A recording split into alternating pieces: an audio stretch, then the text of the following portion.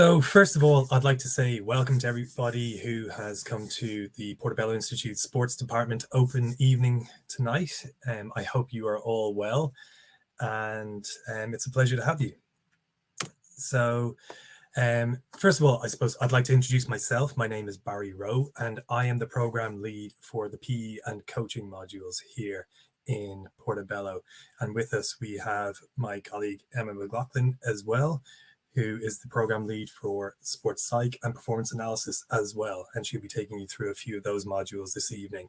And then we have Joanna with us as well, who'll be here to answer any questions that you might have just while we're in the presentation. You can fire any of your questions into the chat, and we'll be able to answer those in real time, or we'll be able to make sure that we get back to you if there isn't enough time at the end for the Q&A as well.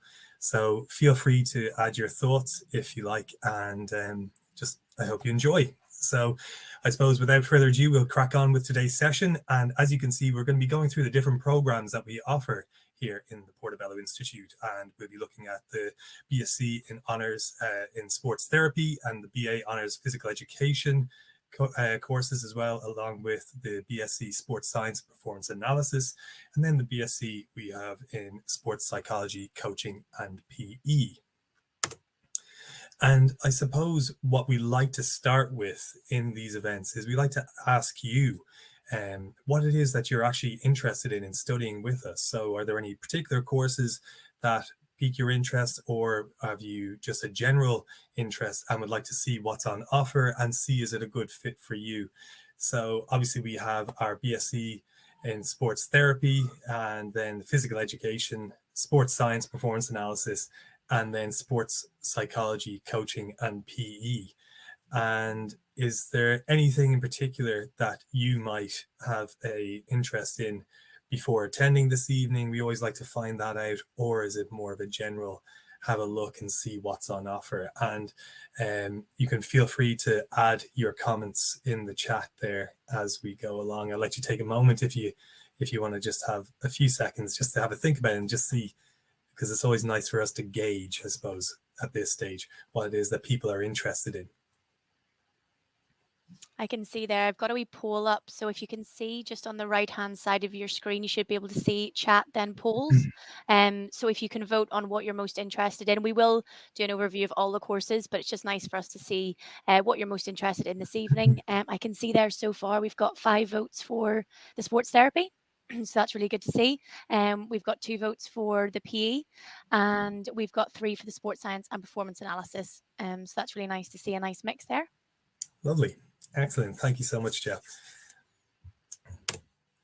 And then I suppose another question that we like to ask at this early stage in these open evenings is we like to ask you, our learners, what format of learning that appeals most to you. So would it be perhaps our blended option, or as you can see, our full-time option? And once again, if you don't mind, I think Joe's going to pop a little poll up for you to answer for either blended or full-time. Yeah, quite a nice little even split there. I know, Barry, you can't see the votes. So just to let you know that there's 6 there for blended and 4 for full-time. So even Lovely. enough. But we'll go through both as well. Lovely. Lovely. Thank you so much, everyone. And then just to continue on, beyond your studies, what would you hope to do? Would it be to study with us in with a view, I suppose, to pursuing your chosen career, or just a continuation of your studies? Just if you can answer in a poll there as well, that'd be fantastic.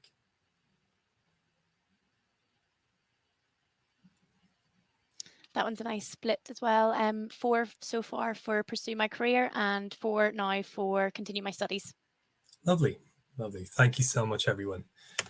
And I suppose in light of all of that, we like to then explain to you what's involved in each of the courses that we're going to be discussing. And we'd like to give you a kind of a year-on-year overview as well, so you can anticipate not only what subjects you'd be covering and the topics that you'd be covering in each of the modules, but also to give you an idea perhaps of the workload, and then how it translates into perhaps work experience and the commitment that that might require, but also to demonstrate as well that you will be getting that hands-on experience. And that's something that we like to state at the beginning, that these are science courses and you will be heavily involved in actually gaining hands-on experience in whichever field of study you happen to choose. And another thing that I like to point out at this stage as well is that, once again, these are science subjects. So for anybody who might have a slight aversion to mathematics or statistics, that these may be incorporated into some of your modules. As I'd like to draw your attention, say here in our sports therapy course, we have sports research skills in year 1, and then in year 2 there's sports science research, and in year 3 sports science therapy dissertation as well. And whilst it's not going to be all mathematics and statistics, in scientific research we do on occasion employ stats and math and the mathematical aptitude that you would require to be able to complete that. So just to have that in mind, and whilst you don't need to be I suppose a PhD holder in maths or stats, just to be mindful of the fact that it's something that you will have to, I suppose, get around and learn and work with, but we're here to support you every step of the way as well. And just looking at our sports therapy course, in year 1, you would be looking at the foundations of sports therapy, human anatomy and biomechanics, human physiology and training principles, and sports research skills, to give you that nice grounding and an overall understanding of how the body works and how that then is applied in a sports therapy setting. And then in year 2, obviously, there's going to be a progression where you'll look at sports and exercise physiology, and then sports rehabilitation, clinical examination and assessment in sports therapy. So you're looking at more of the application in specific environments, and then looking at peripheral manual therapy, psychological factors in sporting teams and individuals, because as anybody knows, you'll have to have some sort of an understanding of how to work with your players, with your squads, and if anybody has an injury, how to best, I suppose, help them to overcome that as well, and to understand the language and things to look out for. And as I pointed out earlier, your sports science research, which begins, and this is a wonderful opportunity in year 2, where you start to undertake essentially your sports therapy dissertation as well. So you get to make certain inroads into completing your dissertation and start to develop a view of how you're going to go about it, and get a significant amount of the work done in your second year to allow you to progress and develop that dissertation in your final year. And then in year 3, we have advanced sports therapy techniques, sports therapy work placement, which I mentioned earlier, and then business development and health studies, which gives you a brief insight into how to potentially start up your own company and how you might organize yourself and how to manage that, how to manage clients, and how to get started in a business sense in this day and age, and what to look out for. And then looking at your sports science and therapy dissertation, and then covering clinical exercise physiology. So once again, you can see there is another progression there, and it's getting more advanced and gaining more experience in a real setting as a sports therapist. Included in your BSc Sports Therapy, there's 230 hours of supervised experience, and then there's a student clinic run weekly as well. And this is where you get that opportunity to work with your peers, to work with each other, and gain invaluable experience in how to assess and monitor and I suppose develop programs of rehabilitation for your peers, so that you can then make that transition into the workplace. And this is accredited by an international body, so the Society of Sports Therapists, so that you have that internationally recognized qualification behind you. And then looking at how to become a physiotherapist after your BSc Sports Therapy degree, there are various options available to you. A master's in one of the following Irish or UK colleges. So you have UCC, which takes 2 years, and you can do a master's in the Royal College of Surgeons Ireland, which takes 3 years. Then UL has a 2-year master's course. And then, of course, there are additional masters in UK universities, and this can depend on the college in terms of the length of time that will take. And that's just a very quick run through in our sports therapy degree course. And now I'm just going to hand you over to Emma McLaughlin, who's with us here this evening, to take you through the sports science and performance analysis. Thanks very much, Barry. As Barry introduced me, my name is Emma, and I look after the performance analysis and the psychology departments in Portobello Institute. So I'm just going to talk you through a couple of the modules you look at when we're talking about sports science and performance analysis. And I think before I get too sort of into the nitty gritty about the modules, I think it's important to emphasize, I suppose, the need for these two aspects of sports performance to be combined. And that's what makes our degree so unique. Because a lot of the times what we see is there's either degrees in sports science or there's a master's then in performance analysis. So what we try and do is combine what you need in terms of sports science and what you also need in terms of performance analysis to fully equip you at that level 8 undergrad level. So in year 1, you'll be looking at your anatomy and the biomechanics. Okay, so that's gait analysis. If somebody's running incorrectly, if their jump is incorrect, how we fix biomechanical issues around athletic performance and that elite level of performance. You obviously look at physiology and training principles. So how do you build, say, a pre-season session for elite athletes in comparison to what you'd be doing physiologically in the middle of your season? Because they will be different in terms of train and load. You look at injury principles around, I suppose, physiological uptake and load. Then you're going to look at some foundations of sports psychology and coaching. So again, it's not too heavy on the psych, but it will look at motivational climates, how you can best create them. You look at some small individual differences in terms of what may motivate athlete A and what may motivate athlete B. And you'll also be looking at the side of sports psychology, that's skill acquisition. So how the brain picks up a skill, how it retains the skill, some learning styles. And then as Barry mentioned at the beginning, we have sports research skills. And like that too, I hated maths in school. Really just was not my thing. So yes, they say stats is a branch of mathematics, but it's not really. Statistics is a lovely way of understanding fully your career, understanding athletic performance. Like we can find relationships maybe between a new one recently, and this is for everybody kind of, whether it's therapy or science, is the relationship between artificial surfaces and the ACL rupture. So that's a fascinating thing that's happening in the research recently is, are we more susceptible to injuries, in particular the ACL, when we train and play on artificial surface? So astro, and it just gives us insight into looking at different things that are happening in athletes, that are happening in sport, and how we may run analysis on that. So your second year then is obviously analysis for team and individual sports. So that's combining your biomechanics, and it's combining group analytics, tactical analytics, and sort of objective analytics. You've got sports and exercise physiology, psychological factors in sports, teams and individuals. You've your applied principles of strength and conditioning. So again, that feeds back into physiology, train and load, pre-season programs versus mid-season programs, more in-depth analysis in the biomechanics of human movement, DEXA scans, things like that. And again, your sports science research methods. So that's lit reviews. How do we understand current trends in research, current trends in sports? Is Under Armour actually beneficial? Is, KT tape actually beneficial? This all comes from the research we do.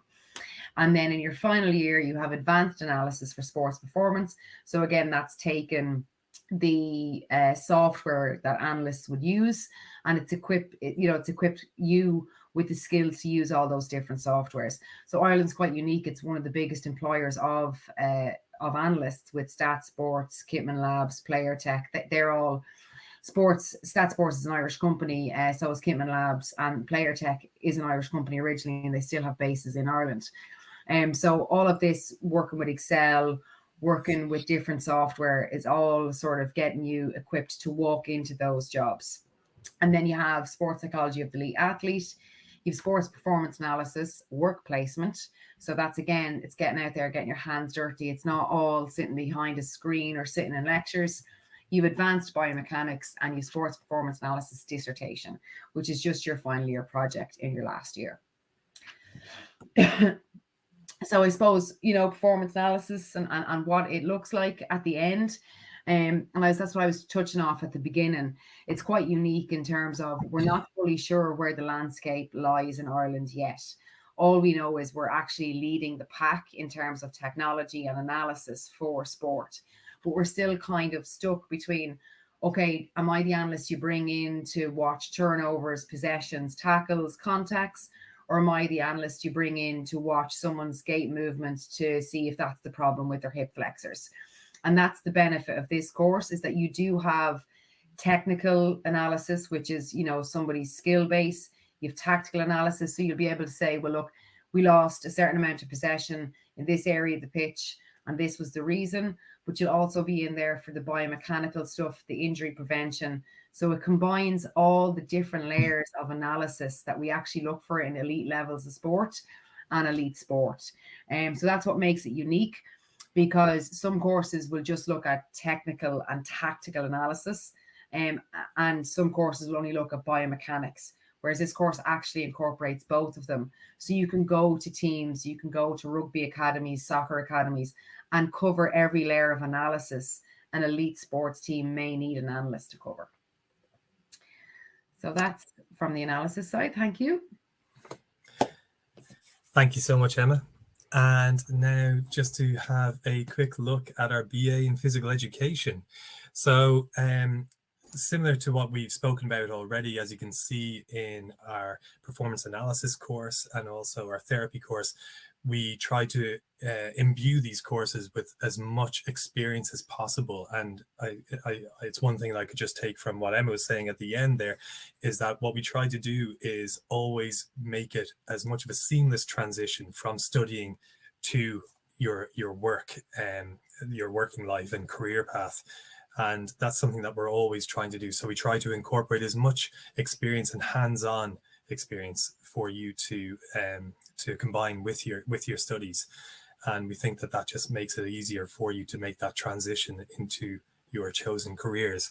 So here we have our BA in physical education. And as you can see in year one, first and foremost, we look at personal and professional development, because no matter who you are, if you're just coming out of the Leaving Cert, or if you're returning to education, or perhaps you've been out in the workplace for a number of years and you're coming back to education after, I suppose, a long stint between courses, this is where we allow you to look at yourself and conduct a kind of a self-audit and reflect on your journey and try to better understand yourself, and then see how that will help you in terms of your studies throughout your journey throughout this course. And then as you can see, there's psychology as a module, then there's contemporary issues in physical education, physiology, once again, just to give you that understanding, and I suppose an understanding that's underpinned in movement and how the body works, and then how you can apply that in your education setting. And then looking at applied pedagogy, and then an introduction to skill acquisition. And then in year two, you'll progress on to personal and professional development once again. So revisiting it, but obviously the expectation will grow year on year. And so you will have to have, I suppose, be able to present a deeper reflection, and in terms of goal setting and conducting that self-audit, as I mentioned, you'll have to go a little bit deeper and see how you've progressed year on year as well. And then applied pedagogy 2, research design, contemporary issues in physical education, and then looking at physical education, teacher education, and skill acquisition. And then in year 3, there's the Make It Happen, and that's a project plan. And then looking at applied pedagogy 3, physical education for the teacher education, and research project, which is your dissertation, obviously, and looking at contemporary issues in physical education and Make It Happen implementation. So you come up with a project plan, and then you implement that plan in order to make it in your chosen career. And whilst you will be going through all of these different modules and looking at all these different topics and content, this will be, there'll be plenty of experience, as I mentioned, woven throughout this, and work experience opportunities as well, so that you can go out into a physical education setting. In year 1, you would be looking at more of an observation. So you would go out and you go into a physical education setting and observe how PE teachers operate, how they manage classrooms, what the kind of the relationship between students and teachers is really like, and then asking yourself, where do I fit in, and what would I do if I was in this situation? And it allows you to observe people and see, and not in an overly critical sense, but see are the things that you might do differently as well, or would you have a different approach? But another thing that I really like about it is that it gives you that experience where you might have an idea of what it's like to be in that setting, but this gives you that opportunity to actually realize it and understand it a bit more fully. And at the end of your degree in becoming a teacher, it's a level 8 degree that includes 50% physical education content, and you achieve a second class honors degree, but also you achieve practical hours in year 2 and 3, as I mentioned, in school settings. And then if you wish to continue your studies to qualify as a teacher, to be fully qualified, you can do 1 year of the PGCE in the UK, or you could look at perhaps doing the 2-year PME, the Postgraduate Masters in Education, in UL. And then this will allow you to register with the Teaching Council of Ireland as well. And now I'm just going to hand you back over to Emma for the BSc Sports Psychology, Coaching and PE. Thanks, Barry. Okay, so on this one, and I know it might sound a little bit confusing between the phys ed Barry just went through, and then we have the psych coaching and phys ed. I think the two primary differences are for PE and PE teaching. It's definitely the one Barry just spoke about, because that definitely goes into pedagogy, skill acquisition, skill development, motor and skill development, and will definitely enable you to take that PE teacher route. Whereas this degree is for those of you that may have an interest in sport, but you're just not sure exactly in what direction in sport. So it covers a little bit more of a scope of the different couple of things. So obviously we look at coaching, we look at psychology, and we look at physical education. Okay, so we have our anatomy and our biomechanics, again, our physiology. We have our psychology and coaching, and our sports research skills. Then in second year, you'll see the emphasis, switch definitely more to the principles of effective coaching and teaching, how we deliver coaching sessions, how we teach the learner, how we teach a visual learner, an auditory learner, etc. You look at contemporary issues in sport. So they may be gender inequalities, they may be socioeconomic inequalities in sport. You have your sports science methods again. And of course, you have your psychology. And there is that second year level of physiology, which again will cover the likes of training loads, adaptions, cardiovascular adaptions, things like that, VO2 max outputs. Again, it's giving you the science behind elite performance, both physically and psychologically. And then in year 3, you have your dissertation, which is your end of year project. So you'll run a study. You might look at cardiovascular fitness in comparison to, of rugby players to Gaelic players, or Gaelic players to soccer players. You have sports psychology and the elite athletes. So again, that just takes you up a next wee level in terms of what's expected, maybe in terms of a psychologist who's dealing with maybe Olympic athletes, international athletes. Advanced coaching theory and practice, advanced biomechanics. You have clinical exercise physiology. So again, that's more of a clinical demographic or a clinical population. So maybe people with type 2 diabetes that may be needing to introduce exercise, cardiovascular issues, and how they need to adapt to different training plans and a reintroduction to exercise. You have business development and health studies. And then you have the work placement. So again, there is that 50-50 split of it not just being theory, but also being practical, where you can get out there and get a sense of getting your hands dirty and feel to be out in the field, what that feels like. How to become a sports psychologist. It is one of the only degrees in Ireland that looks at sports psychology. It provides you with that foundational, work in sports psychology. That's actually what I do. I'm a sports psychologist. So it is really one of those few courses undergrad courses where you get a look at sports psychology. Because mainly what we do is we might do sports science and then do a master's in sports psychology, or you might do a degree in psychology and then a master's in sports psychology. There's very few degrees in the Republic of Ireland that have a lot of focus on sports psychology for any of you those thinking of a career in sports psychology. Obviously, you can do a conversion course 1 year to go into general psychology. Obviously, you can go on for a master's in sports psychology, which obviously gets recognised by the Psychological Society of Ireland and the British. And then there's BASI's supervised chartership. So it's a bit like in terms of physiotherapists, where they have this chartered route you can go. Psychologists can also go to the chartered route, and it's you spend time with a sports psychologist and you shadow a sports psychologist. Thanks very much, Barry. Thank you so much, Emma. And for those of you who are more, I suppose, interested in the blended option, we also have a certificate in higher education PE for it's a top-up for sports graduates, whereby you can complete our course and then go on to pursue the PME in UL, for example, in terms of then going on to complete your teacher training. And then there's the certificate in higher education PE for top-up for non-sports graduates as well. And the main difference here is that it's for perhaps teachers who have not got a sporting background, or for students who don't have that sporting background.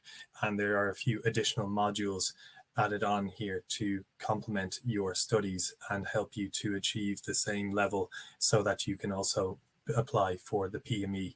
And these courses are designed to cater to applicants for the PME in UL, and just to make sure that you understand that as well. And just also, I'd like to point out that this is an 8-month module, or 8-month course, each of them, and that they are quite congested, but we do try to make them as manageable as possible. And we constantly engage with our students to see how they are going in real time, but also in terms of assessments and workload. We always just try to make sure that these are as accessible as possible for everybody, because we do understand that when you are coming in and you have other commitments, that there may be obstacles in the way, and we always try to take a flexible approach in order to cater to everybody. So that's just a brief little overview in terms of our PE Cert courses. And then looking at a master's at Portobello Institute, there's the MSc Sports Performance Analysis and the MSc in Clinical Exercise Prescription.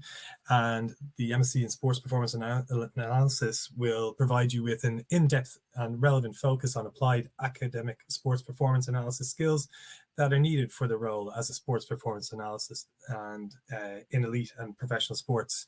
And similar to what Emma was saying in the modules there, it's about preparing you and giving you that background so that you can make that transition into elite and professional sporting environments. And then the MSc in Clinical Exercise Prescription will provide you with an in-depth and relevant focus on applied and academic clinical exercise prescription for working in an allied healthcare as well. So if you are looking to go down that specialist route in clinical exercise prescription, that these are available as well. And I suppose I might take an opportunity now, Joe, if you wouldn't mind, if anybody might have an interest in either of these, could we perhaps do a little poll as well? Yeah, that's already up there for you to vote. Lovely. Yeah, we've got 3 votes so far for the sports performance analysis as something they'd be interested in possibly going on to. Yeah. So that's nice to see. Lovely. Excellent. Thank you so much, everyone. And now at this point, I suppose we like to just give you a brief tour of our tutoring team as well, some of the team that you will be working with, hopefully, here in the Portobello Institute. So Dr. Susan Giblin is our head of sports, and her research to date has focused on biomechanical and psychomotor assessment and technology validation for both professional sports and physical education settings. She's published in the area of biomechanical lab validation and ecological technology solutions for more remote tracking and analysis.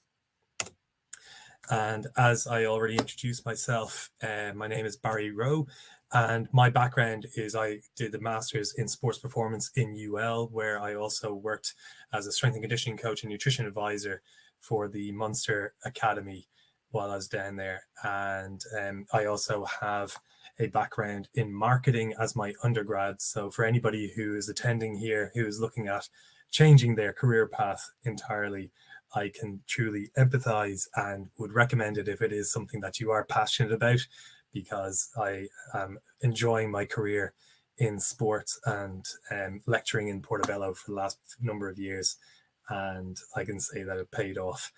And I'm also a REPS registered personal trainer and fitness instructor.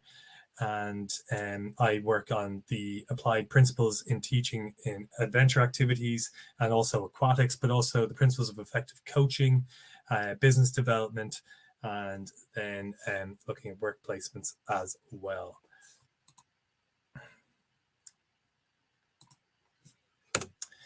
Anthony Sheriff is another one of our lecturing staff, and he has a master's in sport and exercise psychology.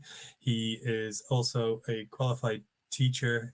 He did his PGCE in primary education with PE as a specialist subject, and he studied with Liverpool John Moores University, and he also works as a PE teacher and has worked as a PE teacher in England and in Dubai. And Anthony works on the psychology, applied pedagogy, and skills acquisition modules.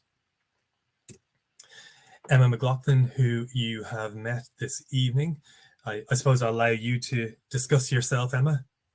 Thanks very much. Brag. Thanks, Rory. You're very good. Yeah.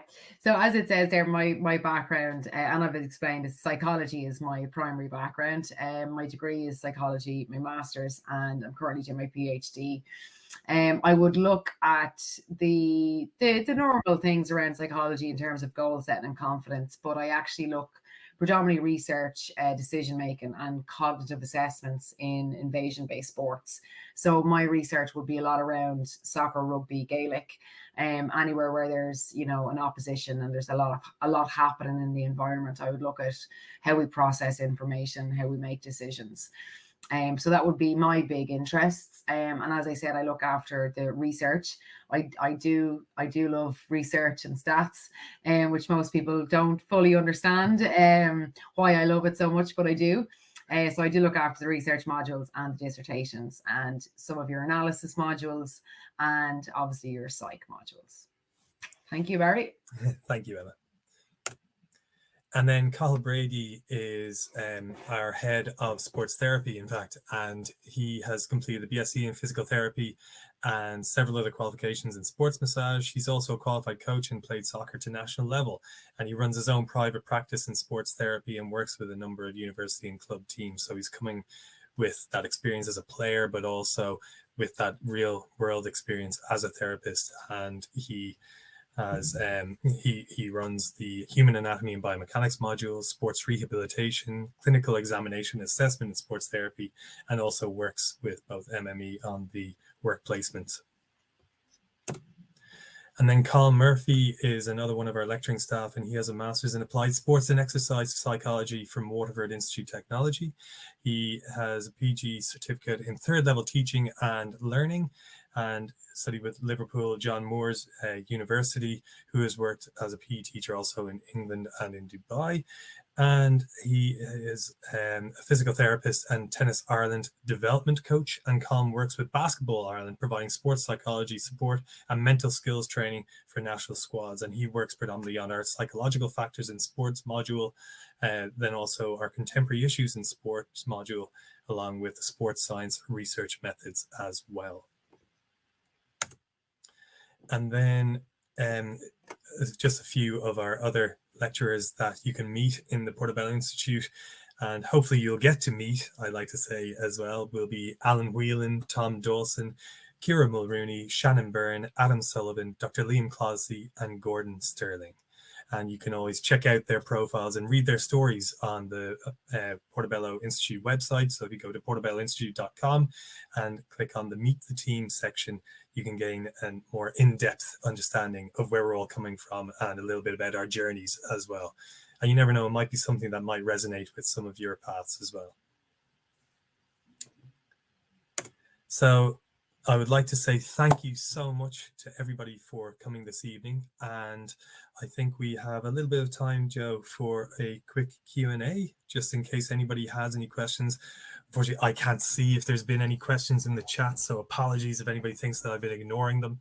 And should you not want to ask anything now, if you want to go and have a think about things and send us a mail, by all means, you can contact us. You can contact Joanna at joe.shaw@portobelloinstitute.com, or you can give the college a call on 01892 0024. But in the meantime, if anybody does have any questions or queries, please don't hesitate. That's brilliant, Barry. Thanks very much. We have a few there just under Q&A. So just to highlight as well, just the admissions process kind of for going forward, if any of you are interested in interviewing, I've popped my interview link under the chat box. So that is basically the next step in the application process, unless you have any more questions that you want to go through. But you can ask as many questions as well at interview as well to me. So it's a telephone interview. And you book it at a time that suits you. It basically links to my calendar, and it's more about hearing about yourself, your background, and your interest in the course. It's my job very much to hear more about yourself, making sure that we're putting the right students on the right courses and for what you want for your goals and career aspirations. So it's just making sure that we're putting you on the right courses for those, and steering you in the right direction of the courses that we offer. So that would be the next step, is booking an interview with myself, and then depending on whether you are a current Leaving Cert student, obviously you may not get your results until the summertime, but you can still secure a place if Portobello Institute and a course with us is what you would like to pursue. You still can pursue a place before your results come out, and I can explain that to you as well. And then if you are a Leaving Cert student over the past couple of years, so you have your transcript and you've finished your Leaving Cert, we can then use that as part of the entry requirements. And then thirdly, if you're over the age of 21 and are a mature learner, then we have a few different options that we can use as part of the entry requirements. So depending on what your background is, we do have a lot of personal trainers that come to us that may have covered anatomy and physiology within other qualifications. So we can have a look at what you've covered previously, and have a look at what your background is. And in that case, we typically ask for a CV from a mature learner, as well as the interview and any other the qualifications that you might have undertaken over the last couple of years. So yeah, that would be next step. So just to clarify, I can see there a CAO question. So we're not part of the CAO. We're a private institute, so you can apply directly to us, and you can secure your place before your results obviously come out, and then pending obviously your results. We're looking for typically biology to be studied. Just as Barry was kind of saying at the beginning, there is quite a lot of in-depth detail in the anatomy and physiology and biomechanics in that year one.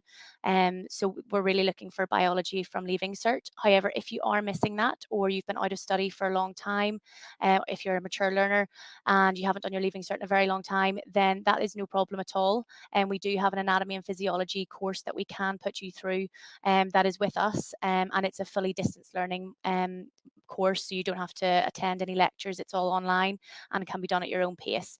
So if that is the case for you, I can explain that in more detail, just depending on what your situation is. But again, book an interview and just have a chat with me, and we can see everyone's very much on a case-by-case basis, and I can explain more entry requirements depending on your background. I think that might help with some of the first few questions. So entry requirements, yeah, sorry, I'll maybe actually just run through that, sorry, quickly. So we're looking for an ordinary 4 or above for the biology, ideally, if you're Leaving Cert student or a previous Leaving Cert student, and then maths and English, 06 or above, and then a pass in 3 other subjects. Okay, so we're not on points, we're on grades. Joe, do you want me to just jump in there on one or two? Yeah, go for it. That'd be perfect, Anna. Thanks. Yeah, just the average students on the full-time class, there would be about 50 to 60 would be the average number on the full-time courses. The link with the BA and Liverpool is they're your awarding body. So your degree will come out from John Moores University, Liverpool. We are a sister provider of John Moores. So you'll have Portobello staff. Your degree is awarded from John Moores, Liverpool. I think on-site canteen facilities, yes, we do. We do have a small library, but what we do now is electronic libraries because there's much more resources available, more up to date. Unfortunately, it's all, articles published in journals now rather than the art of a book. So we have a big, massive online library rather than a physical on-site library, but there is a small one there. But we have technically moved online with a lot of resources. And then I think, Joe, you've covered the ones on the On the other ones, obviously, as Joe was saying, we're a private institute, so the DAR applications are only for government universities. That's that one, unfortunately. And then yes, so because they are UK universities, a lot of UK universities do a level 8 in 3 years in terms of how they structure their modules and structure their work placements, and obviously independent study. So you need to bear in mind that London Metropolitan University, John Moores University, they're both situated within the UK, and that's how because of the way they structure their modules, their work placement and independent learning, that's how we get to deliver a level 8 in 3 years in comparison to the other Irish universities that deliver them over 4 years. And yeah, we do. We can definitely accept BTEC grades from the UK, just in case that wasn't answered there. So everyone's very much on a case-by-case basis. If you just want to inquire and see if you would be eligible to meet the entry requirements, then just send anything that you've gained over the last few years to me. We'll need your transcripts as part of the entry requirements. So just send them to me electronically. Either a clear photo of a certificate with the modules that you studied in an email to me would be brilliant, and I could at least investigate it for you, okay? So everyone's on a case-by-case basis. So we're here to help everyone hopefully get onto a course. It would be over 40% the amount of students that go on to a master's in physiotherapy. Places can be quite limited in the likes of UL and the Royal College of Surgeons, but the UK are a great avenue to consider. And I suppose it's worth bearing in mind when you say the UK, people always think, oh, it means I have to move. That includes Northern Ireland and the universities in Northern Ireland. And we have that infrastructure that it's 20 minutes on a train, well, maybe 45 minutes on a train from Dublin. So do bear that in mind. But a lot of our students go on, anyone that wants to complete a master's in physiotherapy after the degree has gone on to gain entry within a master's. Some students choose not to go out and do practical work and be self-employed or work in therapy clinics. But I'd say we haven't encountered a student yet who wants to pursue a master's in physiotherapy that couldn't get onto a master's in physiotherapy. They're a full-time sports analysis course starting in September 2022.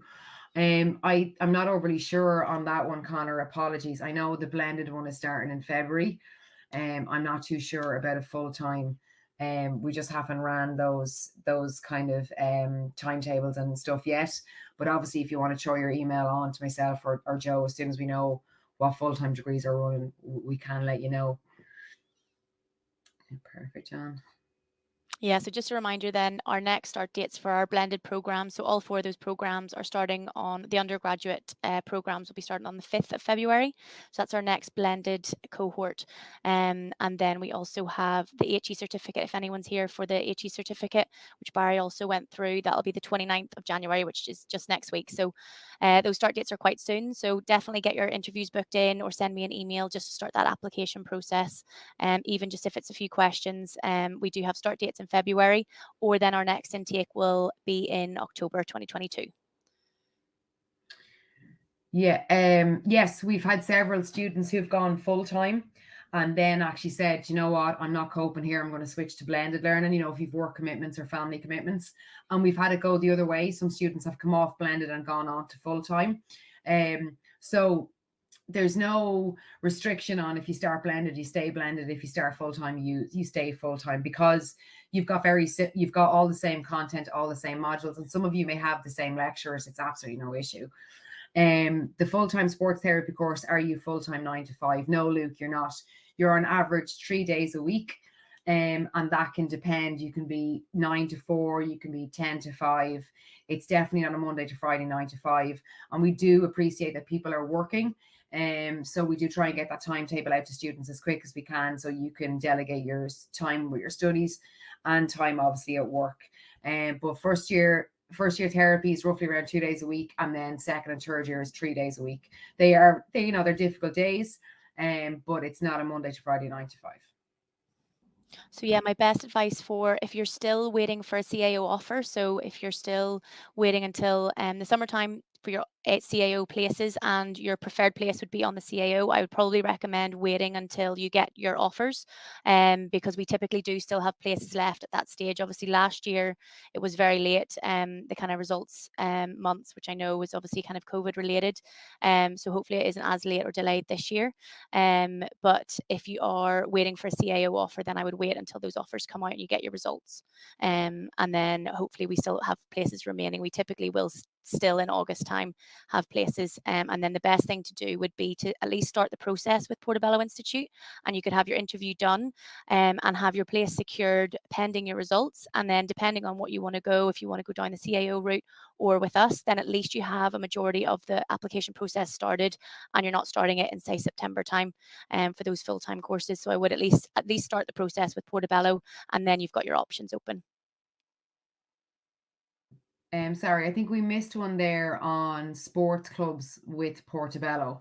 As we're developing and we're getting sort of higher and higher student numbers, we will be building on and expanding, and we will have our own sports clubs and societies. But at the moment, we, between mature students and blended, we don't have enough full time for the likes of soccer teams or Gaelic teams. But we are in the process of working with a close university. So you may be able to play third level sports with another university, because we don't provide those clubs or societies at this time. So it's not, there will be avenues for sports clubs for you. I think you guys have answered all the questions there. I'll just swoop in at the end. Just summarize. Yeah. So that's clear, isn't it? So does anybody else have any questions or queries that they'd like to ask now?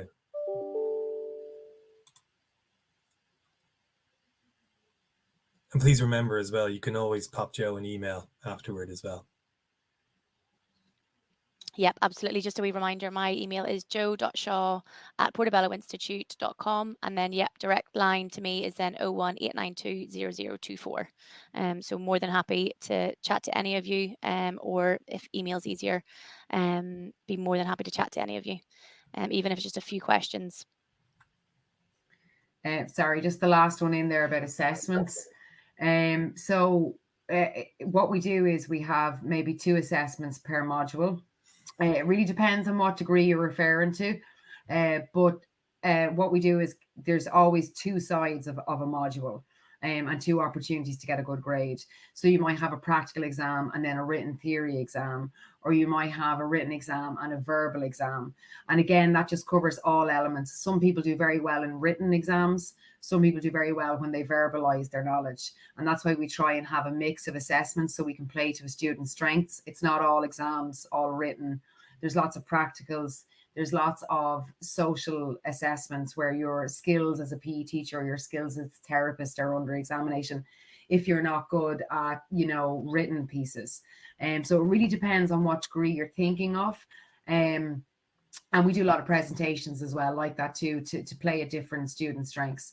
So again, it really does depend on what degree you're referring to, but usually you get no more than 2 assessments per module, and you have 4 modules, and they'll be split up into semester 1 and semester 2. And we are very careful as a university not to overwhelm students in terms of assessment period. So you have 5 or 6 assessments due the 1 week. The staff do all communicate quite well with one another to make sure that there's not that big bottleneck for students. Okay, I think that's everything and everyone. Yeah. Yep. Excellent. Well, I'd love to say thank you so much to all of you for attending this evening once again. And I hope we answered all of your questions and queries. But if there are any other questions that you might have after when you go away a few days later, just pop Joe an email and we'll be able to get back to you as soon as possible as well. So please don't hesitate to reach out in the meantime. Thanks so much for joining us, everyone. Hope to speak to you soon. Thanks very much, folks. Bye-bye. Thanks, guys. Take care.